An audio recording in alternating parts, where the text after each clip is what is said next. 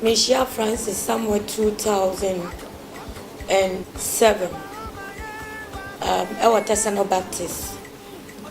And the Meduona or Tomenum, Siabotia Treno, Onyamin Journey Bushing, and I fell in love with this young guy. I saw fire in his eyes. I thank God so much. I personally called him to the house. I anointed him as directed by God. I've witnessed Francis say all Chonyoma and Krofo Enya Yarisa. I've witnessed Francis singing.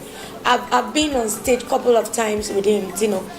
I know how it is when Francis is singing, and I know he has a powerful ministry.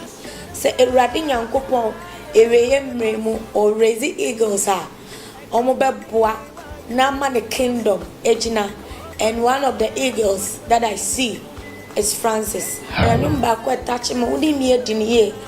If you listen to Francis, ne baby rade ni free fanti fokrom enye easy say ube free one more rade be peja we drusa. But I thank God for his life. I love that song. Only me the year, and Igomba album is going to be a boom. One interesting part of it is one of the songs Many Francis and it's reggae. It's so crazy and a radiation. It's so powerful, and I love it.